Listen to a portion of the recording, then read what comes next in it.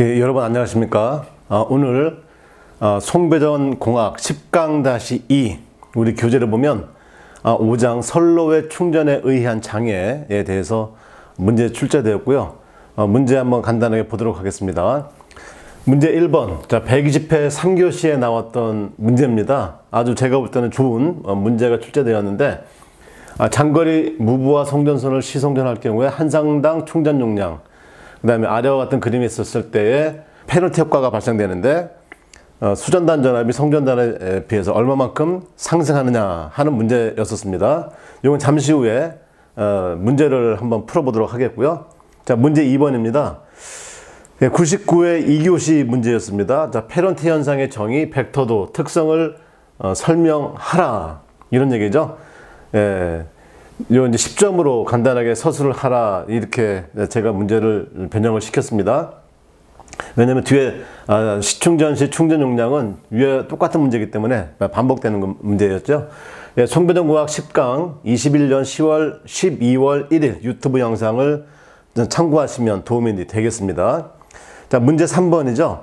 119회 3교시 문제였습니다. 발전기 자기여자 현상의 정의, 방지 대책을 기술하고, 그 다음에 이에 밑에 계산 문제가 나왔었습니다. 이 자기여자를 방지하기 위한 발전기의 용량 계산하는 방법, 이것은 반드시 식을 암기하셔야 된다, 이렇게 말씀을 드렸었죠.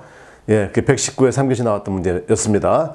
자, 여기서 현상의 정의, 그 다음에 방지 대책에 대해서는 송배전공학 9에서 10강-1 발전기 자기여자 현상 예방법, 올해 22년 5월 4일날 유튜브 영상이 제작되어 있습니다.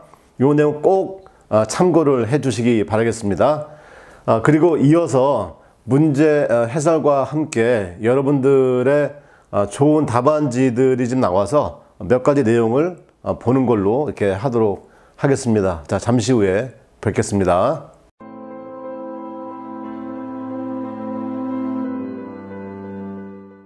자, 120회 3교시 1번 문제에 대해서 간단하게 풀어드리도록 하겠습니다.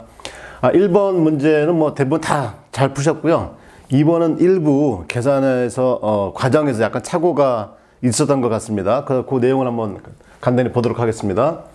자, 장거리 무부하 송전선을 시송전할 경우에 한 상당 충전 용량의 크기다. 그러면 일단 무부하 송전선이다, 이걸 잘 기억하셔야 되겠죠. 자, 그러면 우리가 기본적으로, 자, ES-IS는 A, B, C, D에 ER, IR 이렇게 되는 거죠. 자, 여기서 무부하니까 IR이 없는 겁니다. 그러면은 이것을 정리하면, 자, ES는 A의 ER 이렇게 될 것이고요. 그 다음에 IS는 C의 ER 이렇게 되겠죠. 자, 여기서 ER 값을 구해서 여기다 넣어주면 ES의 형태가 되겠죠. 그러면 우리가 구하고자 하는 것은 ES의 IS의 콘주게이트를 구하고자 하는 거죠. 왜? 충전 용량, 즉 송전선의 충전 용량을 구해야 되는 거니까 이 값을 구해야 되겠죠. 그래서 IS 값을 구하려고 하면 이렇게 과정을 거쳐야 됩니다. 그러면 ER 값은 A분의 1의 ES다, 이렇게 되는 거죠. 자, 여기다 넣으면 IS는 C에 ER이 A분의 1의 ES다, 이렇게 되는 겁니다. 그러면 여기에, 자, ES의 IS의 콘주게이트가 되니까, 자, ES의 각 델타, 그 다음에 IS는 C, A분의 1의 ES의 콘주게이트, 이렇게 되겠죠. 네, 이렇게 되면 여기서 ES의 마이너스 델타인데 콘주게이트 하니까 없어지고 해서 A분의 C의 콘주게이트의 ES의 제곱, 이게 나오죠. 이렇게 되면 이제 크기만 따지는 거니까 결국 어떻게 되냐면 A분의 C 콘주게이트, 여기에 절대값 C여서 ES의 제곱, 이렇게 풀면 되겠습니다. 어차피 A라고 하는 것은 역방향에 대한 전압비니까 결국은 상수죠. 예, 그래서 이 상수에다가는 굳이 뭐 절대값을 취할 이유는 없습니다. 그 다음에 2번 문제죠. 자, 문제 보면 요렇게 우리가 집중정수회로로 해석을 한다, 이렇게 얘기를 했었고요. 일종의 파이형이 되어 있습니다. 이 파이형에 대한 해석을 하는 것인데, 수전단 전압은 송전단에 비해서 몇 % 상승하는지 구하라, 뭐 이 내용이니까 뭐 어렵지 않죠. 자, 요것은 우리가 Z, 그 다음에 어드미턴스 이렇게 보면 되는 거죠. 자, 그러면 요것에 대한 A 값을 구하게 되면 ER분의 ES, IR 이퀄 제로인 조건 이렇게 우리가 구했었죠. 자, 이 얘기는 뭐냐면 무부하 일대의 수전단 전압에 대한 송전단 전압의 상승값을 얘기하는 건데, 여기서 물어보는 것은 수전단 전압은 송전단에 비해 몇 퍼센트 상승하느냐. 그러니까 송전단이 어떻게 되겠어요? ES 값이 밑으로 내려와야 됩니다. ER 값이 위로 올라가야 되고, 따라서 우리가 구하고자 하는 것은 A분의 1 값을 구한다 이런 말입니다. 그러면 ES분의 ER 역시 IR이 제로일 때 얼마냐 이런 얘기입니다. 그래서 이게 최종적으로 구하는 것인데, 먼저 우리 A 값은 다 알고 있죠? 1 플러스 2분의 ZY다. 이건 뭐 유도할 필요도 없는 겁니다. 자, 여기서 Z하고 Y 값을 넣어주면 되겠죠? 자, 그러면 1 플러스 2분의 1에 Z가 어떻게 됩니까? J의 오메가 L, Y는 J의 오메가 C 이렇게 되겠습니다. 그러면 J와 J의 곱이 있으니까 마이너스 1이 되니까 나와서 1 마이너스 2분의 1의 오메가의 제곱에 LC 이렇게 되겠네요.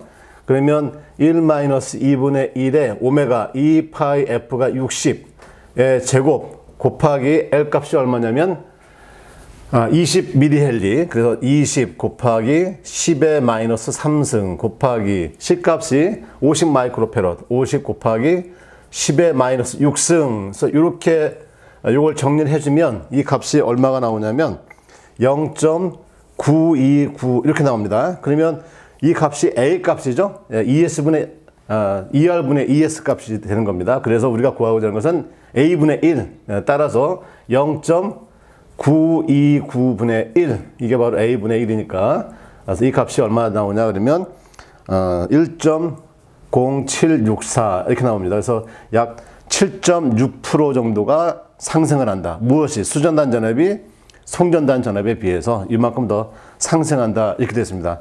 일부 계산을 하셨다가 틀리신 분들은 어디서 틀렸냐면 여기에 이 J 값을 착각하셨어요. 그래서 마이너스를 안 하고 플러스를 했습니다. 즉 그냥 오메가 L, 오메가 C만 넣었다는 얘기죠. 예, 이렇게 하면 이제 값이 틀려지게 됩니다. 예, 그래서 이 부분 잘 기억을 해 보시고요. 이제 여러분들의 모범 답안을 한번 쭉 보도록 하겠습니다.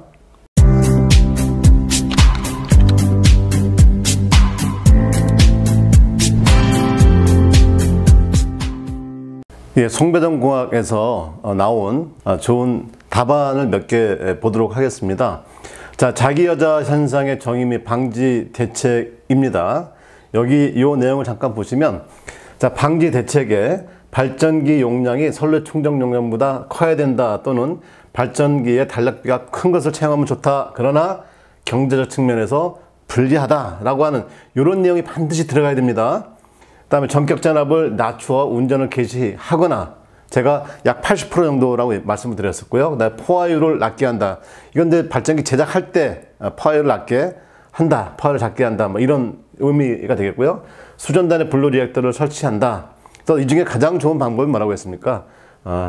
수전단에 분로 리액터를 설치하거나, 그다음에 또 HSGS, 하이 스피드 그라운딩 스위치, 이것을 넣어서 바로 개통해서 분리를 하자마자 바로 충전 전화를 대조를 방전하는 이런 방법도 있다 이렇게 말씀드렸고요. 자, 여기서 보고자 하는 내용은 이겁니다.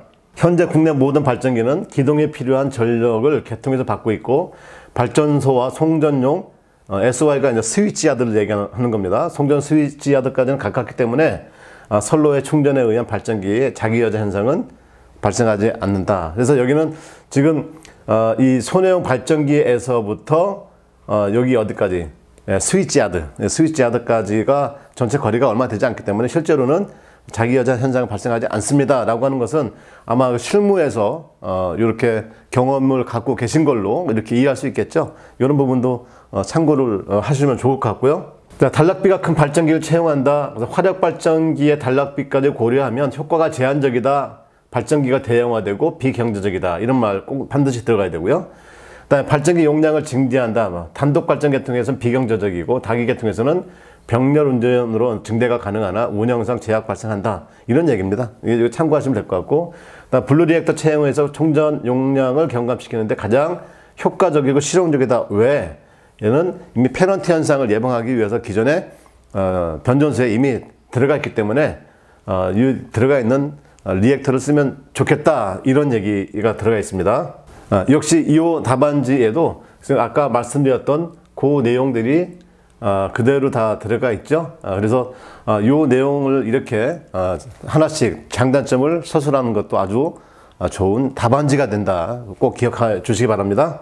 자, 그 다음에 장거리 송전 용량 결정 시 고려해야 할 조건, 이렇게 되어 있는데 아주 좋은 답안지의 포맷이 나왔어요. 어떤 내용이냐면, 자, 제가 송전단과 수전단의 전압 상체각이 적당해야 된다. 그래서 어디서부터 어디까지 상체각을 얘기하는 것이냐, 이렇게 설명드려서 이 그림 반드시 넣어줘야 된다. 이렇게 말씀을 드렸고, 자, 그 다음에 여기를 하나 봐야 될 것인데, 자, 여기에 무엇이 나와 있습니까? 조상 설비 용량이 적정할 것이다. 이렇게 됐고요. 이 조상 설비 용량의 적정성을 어떤 그림을 갖고 들어왔죠, 지금? 예, 전력 원선도의 수전단. 그 다음에 일정한 역률이었을 때 부하 증가에 대한 조상 용량을 넣었을 때 정전압을 유지할 수 있다라고 하는 그 내용을 그대로 갖고 오셨어요. 그렇죠? 그러니까 이런 부분들이 매우 중요하게 여러분들은 봐주셔야 되는 내용입니다. 이런 모범 답안들은 다른 곳에 있는 것이 아니고 지금까지 우리가 수업을 받았던 내용들 중에서 이렇게 하나씩 갖고 와야 되는 거죠. 이거 매우 좋은 내용이지 않겠습니까?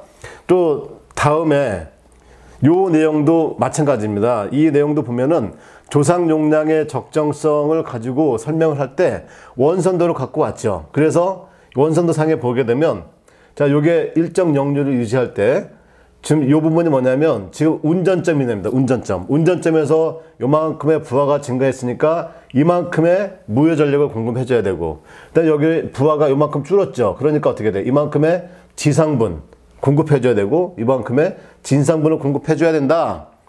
그래야만 정전압을 유지할 수 있다라고 하는 이 내용을 조상 용량이 적당해야 한다. 이렇게 얘기하면서 이것이 되어야만 뭐가 정전압 송전 방식이 될 수 있다라고 하는 내용을 원선으로 갖고 와서 설명을 했죠. 아주 좋은 내용입니다. 그래서 제가 수업 시간에도 계속 이렇게 어떻게 하든지 간에 그림을 만들어 내보십시오. 이렇게 말씀을 자꾸 드리는 겁니다. 자, 여기까지 우리들의 답을 한번 쭉 검토를 해봤습니다. 여러분들 도움되시기 바라면서요. 수고 많으셨습니다.